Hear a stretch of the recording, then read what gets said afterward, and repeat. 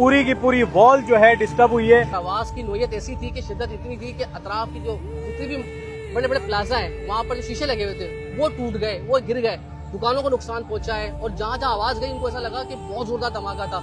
भाई देखिए ये ज़ेरे इमारत डॉक्टर प्लाजा बन रही है, सामने आग लगी है तो उसके बाद धमाके से पूरे शीशे जो टूट गए। इतना जोर का धमाका था भाई, ये देखिए कितना जोरदार धमाका था। ये आज जरा ऊपर चल के आपको मंजिल से दिखाते हैं। ये जो दीवार टूटी है ये आग की वजह से टूटी है और ये दीवार मतलब पत्थर समेत सामने जो दुकानदार थे, यहाँ जो लोग थे उनको आगे लगी है। पूरी की पूरी दीवार समझे कि आके यहाँ पे लोगों को लगी है, पत्थर लगे और पूरा समझे कि रोड पत्थर से भर चुका है।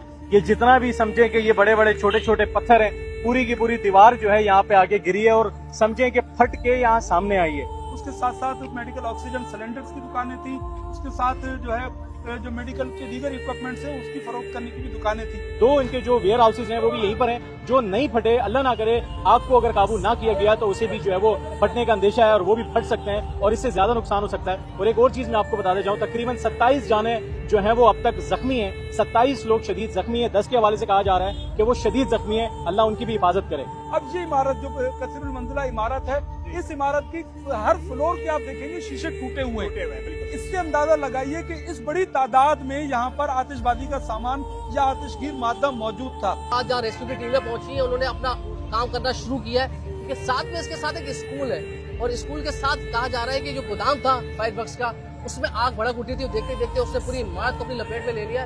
और अच्छी बात ये कह लें कि आज जो खुशकिस्मती है कि हुकूमत सिंध की जानिब से आज छुट्टी दी गई है बारिश के पेश नजर। तो अगर ये मार्केट उसी तरीके से गहमा गहमी कर रही होती जिस तरीके से चलती है तो ये नुकसान शायद ज्यादा हो सकता है। मगर अभी जो इतलात है 27 अफराद को मुंतकिल किया गया है बल सेंटर, मगर उसके साथ साथ तकरीबन 12 से जो अफराद ऐसे हैं जो जेरे इलाज तो है मगर उनको ज्यादा झुलसे, उनकी हालत तशवीशनाक बताई जा रही है।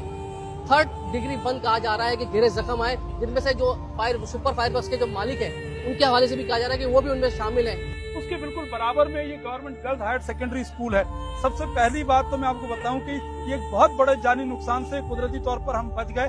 अगर आज इस सरकारी स्कूल में तातील न होती तो यहाँ तालिबात की और असातिज़ा की बहुत बड़ी तादाद होती है और तो वो भी इसकी लपेट में आती। अब इसकी धमाके की शिद्दत का अंदाजा इससे लगाएं कि मैंने ये धमाके की आवाज और धुआं जो है फिर हॉल पर देखा और सुना। तो इस वक्त फायर ब्रिगेड का अमला आग बुझाने की कोशिश कर रहा है, मगर जो खतरे की बात यह है कि जहाँ पर ये आग लगी थी उसके बराबर में कुछ गोदाम ऐसे हैं कि जहाँ पर आतिशबाजी का सामान मजीद मौजूद हो सकता है। तो उसके पेश नजर और जो फायर ब्रिगेड का हमला कोशिश ये कर रहे हैं कि उस सामान को बाहर निकाला जाए ताकि मजीद धमाके ना हो। आपने सुने होगा कि वक्फे से पूरे धमाके होते रहे तो ये बड़ा धमाका ना हो जाएगा इसी तरीके से, क्योंकि बड़ा धमाका होने से पहले पिछली इमारत पूरी गिर चुकी है। अल्लाह न करे दोबारा ऐसा हो गया तो शायद बहुत नुकसान हो सकता है। अच्छा देखिए जी, एम्बुलेंस की गाड़ियां खड़ी है, फायर ब्रिगेड की गाड़ियां खड़ी नहीं है, रेस्क्यू का अमला है, मीडिया पहुंचा हुआ है और गुज़िश्ता 2 घंटे से ये आग मुसलसल जारी है। इसको बुझाने की कोशिश की जा रही है क्योंकि पीछे बताया जा रहा है कि न सिर्फ दुकान थी बल्कि गोदाम भी था। आपको नजर भी आ रहा होगा, इसका नाम है सुपर फायर वर्क्स के नाम से ये था और उसके बाद ये हादसा हुआ है। पानी के टैंकर भी आ गए, मजीद पानी मंगवाया जा रहा है, बारिश भी हो रही है उसके बावजूद। कितना बड़ा खौफनाक काम हो रहा था। एमए जिन्ना रोड जो कराची की 3 बड़ी मेन आर्टरीज में से एक आर्टरी है, इसमें यहाँ पर चेक कर, इसके बराबर में ये आपने जो यहाँ पर इमारत है इसमें इस इमारत में जो यहाँ पर हमारा ये हॉस्पिटल है हमदर्द हॉस्पिटल, इसमें नीचे ट्रांसपोर्टर्स के दफातर है, वो पूरे के पूरे दफ्तर तबाह हुए। अगर आप लोग यहाँ पर हमारी निग्लिजेंस का अंदाजा इस बात से लगाइए कि यहाँ पर चलता फिरता ट्रैफिक के जो बेशतर जख्मी हुए ना, वो जख्मी जो लोग हुए ये पत्थर गिरने से और जो ये स्लैब गिरे और धमाके की शिद्दत की वजह से शीशे टूटे और वो उसकी दूर दूर तक गए, उसकी वजह से जख्मी हुए। मामूली ज्यादातर को मामूली नौयत के या अमूमी नौयत के जख्म आए हैं। जो लोग कुछ जो अंदर दुकान में इसमें मौजूद थे वो झुलसे हैं। मैं आपको एक और बात, मैं आपसे पहले भी एक बात कर रहा था कि आज के इस इंसिडेंट की नौयत के बारे में और पुलिस काम करेगी, हुकूमती इदारों से बाहर का सवाल लाजमी होना चाहिए कि हमारा लेबर डिपार्टमेंट POBI क्या कर रहा था, यहाँ पर वही दुकानें थी, क्या उनके पास ये दुकानें रजिस्टर्ड थी? टाउन म्युनिसिपल कारपोरेशन का काम है ट्रेड लाइसेंस जारी करना, क्या उन्होंने इन दुकानों को ट्रेड लाइसेंस जारी किया हुआ था?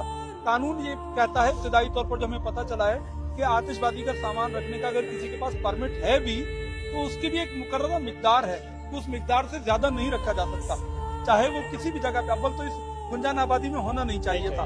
अब इसकी नौयत से हटके एक और चीज जो कराची में अमूमन लैग कर जाती है वो हमने देखा, पहली मर्तबा मुझे तो कम से कम नजर आया कि तमाम इदारे बशमूल सरकारी और निजी कोऑर्डिनेटेड एफर्ट के साथ काम किया, बहुत बड़े जानी नुकसान से हम बच गए।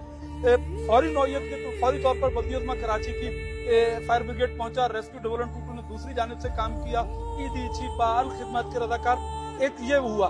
दूसरी चीज जो कराची वालों के लिए हमें बहुत ज्यादा जिसके ऊपर काम करने की जरूरत है, लोगों को इस बारे में कहना और आगाही देने की जरूरत है कि हर हादसे, सान्हे और वाकये के बाद लोगों का एक हुजूम जमा हो जाता है जो रेस्क्यू ऑपरेशन को सबसे ज्यादा मुतासिर करता है।